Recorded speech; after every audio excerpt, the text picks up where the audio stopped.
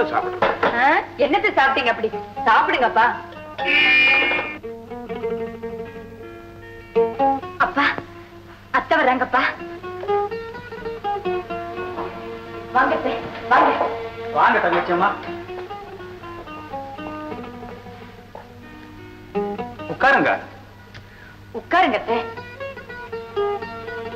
இட்லி சாப்பிடுங்க. வேண்டாம், நல்ல சூடா இருக்குதே. உங்களுக்கு கொத்தமல்லி துவையல்னா ரொம்ப பிடிக்குமே, ஒண்ணே ஒண்ணு சாப்பிடுங்க. வேண்டாம், ஒன்னாவது சாப்பிட்டுதான் தீரணும். வள்ளி, ஏம்மா ரொம்ப வற்புறுத்துற? உன் கல்யாணத்துக்கு அப்புறம் உன் சமையலைத்தானே உங்க அத்தை வாழ்நாள் பூராவும் சாப்பிட்டாகணும். இல்லண்ணா. என்ன இல்ல?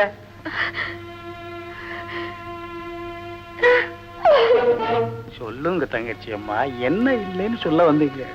வாழ்நாள் பூரா வள்ளி கையால சாப்பிட நான் கொடுத்து வைக்கல. என்ன அப்படி? அது மட்டும் இல்லைன்னா, இந்த வைரச்சிலைய வாழ்க்கை துணையா அடைய என் பிள்ளையும் கொடுத்து வைக்கல. கொடுத்து வைக்கல.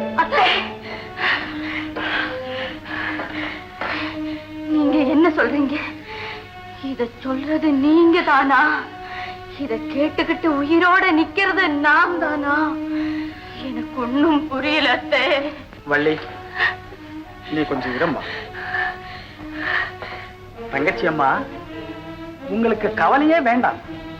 நீங்க என்கிட்ட சொல்ல வந்தது அநேகமா சொல்லி முடிச்சிட்டுங்கன்னு நான் நினைக்கிறேன். எனக்கு எல்லாமே புரிஞ்சு போச்சு. அதை பத்தி நான் கொஞ்சம் கூட இது எதுவுமே கிடையாது. ஆனாலும் வள்ளிக்கு தகப்பனுங்கிற முறையில ஒண்ணு மட்டும் தெரிஞ்சுக்க விரும்புறேன். அதாவது, உங்க பிள்ளை என் பொண்ணு கல்யாணம் பண்ணிக்க முடியாம போனதுக்கு காரணம் என்ன? அதை மட்டும் சொல்லிடுங்க, என் மனசு நிம்மதிடு. சத்தியமா சொல்றேன்னா, வேற எந்த காரணமும் இல்லை.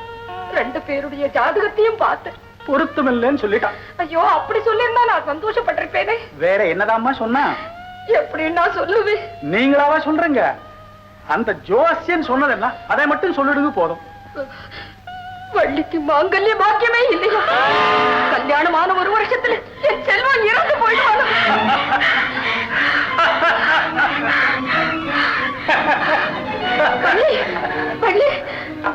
அண்ணா, அண்ணா, என்னென்ன இப்படி சிரிக்கிறீங்க? சிரிக்காம வேற என்னமா பண்ண முடியும்?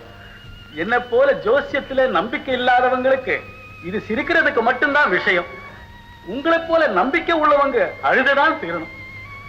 நீங்க அழாதுங்கம்மான்னு நான் சொல்லலாம். ஆனா ஜோசியத்தையே நம்பாதுங்கன்னு வள்ளிக்கு தகப்பனா இருந்துகிட்டு இந்த நிலைமையில நான் சொல்லலாமா? என்ன போல உள்ளவங்களே ஜோசியத்தை நம்ப வைக்கிறது எவ்வளவு கஷ்டமோ, அதை போலவே உங்களை போல உள்ளவங்களுக்கு ஜோசியத்தின் பேர்ல இருக்கிற நம்பிக்கையை அசைக்க வைக்கிறதும் அவ்வளவு பெரிய கஷ்டம். இந்த கஷ்டத்திலையும் என் அபிப்பிராயம் என்னன்னு கேட்டீங்கன்னா, வள்ளிக்கும் செல்வத்துக்கும் உடனடியா திருமணத்தை முடிச்சு வச்சு அவங்க ரெண்டு பேரையும் உங்களால என்னென்ன செய்ய முடியுமோ செய்து பாருங்கன்னு உங்க நவகிரகங்களுக்கு சவால் விட்டுட்டு வேடிக்கை பார்க்கிறதா. ஆனா இனிமே நீங்களா துணிஞ்சு இந்த கல்யாணத்துக்கு சம்மதிச்சாலும் நான் மட்டும் என் பொண்ணை உங்க பையனுக்கு கொடுக்கறதுக்கு தயாரா இல்லை. ஏன்? உங்களே எனக்கு தெரியும்.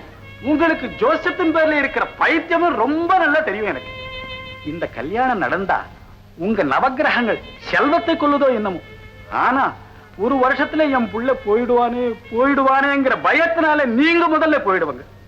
ஆக என் ஜோசியப்படி இந்த கல்யாணம் நடந்தா ரெண்டு பேரு க்ளோஸ். அதுக்கு காரணமா என் பொண்ணை ஆளாக்க நான் தயாரா இல்லைம்மா. இதம்மா மறுபடியும் சொல்றேன், ஜோசியத்தை கண்டு நான் பயப்படல. ஜோசியத்தின் பேர்ல உங்களுக்கு இருக்கிற நம்பிக்கையை கண்டுதான் நான் பயப்படுறேன். ஆக இந்த கல்யாணம் வேண்டாம், விட்டுடுங்க. முடிவா என்னன்னா சொல்றீங்க? நான் தான் கையை கழுவிட்டேனம்மா. முதல்லயே கழுவிருக்கணும், கொஞ்சம் காய விட்டேன். இட்லி சாப்பிட்டேன்ல, அதை சொல்றேன்.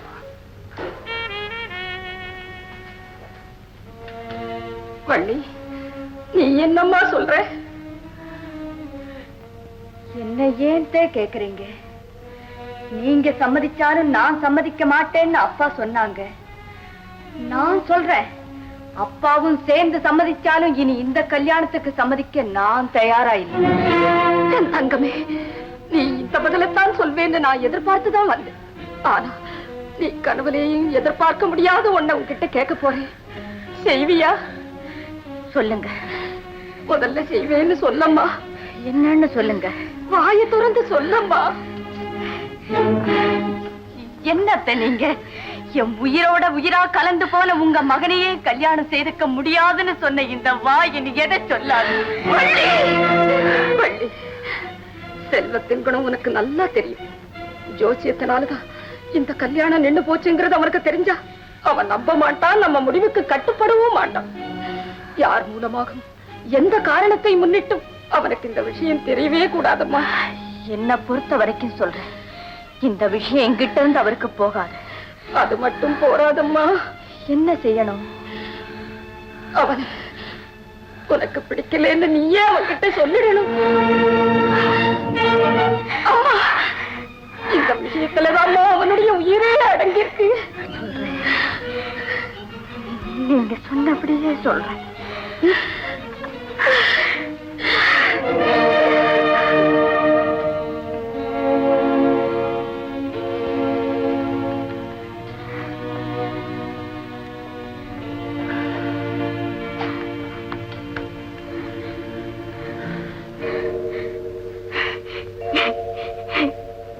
என்னப்பா? நான் சரி, ரொம்ப சரி.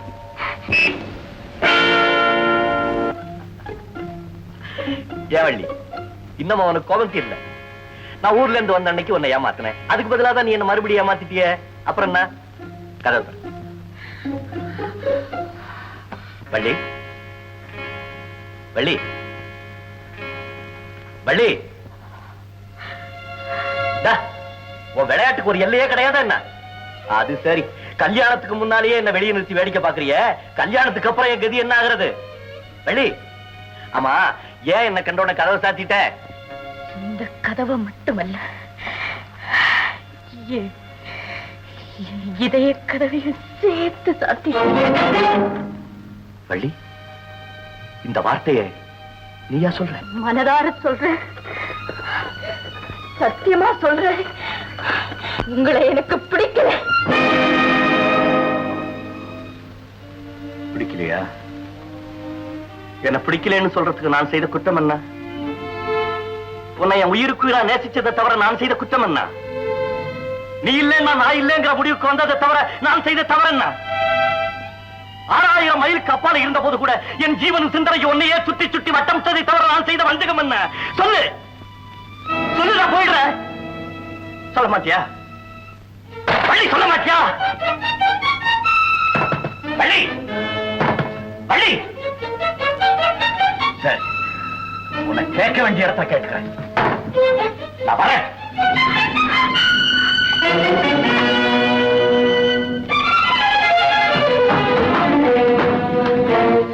திடீர்னு என்ன பிடிக்காம போறதுக்கு காரணம் என்ன? சொல்லு. சொல்லு. தம்பி, வள்ளி இன்னொருத்தனுக்கு விளையாக வேண்டிய பெண். இனி நீ அவளை தொட்டு பேசுறது முறையில்லை. ஓஹோ, இன்னொருத்தன். ஓஹோ, யாரு?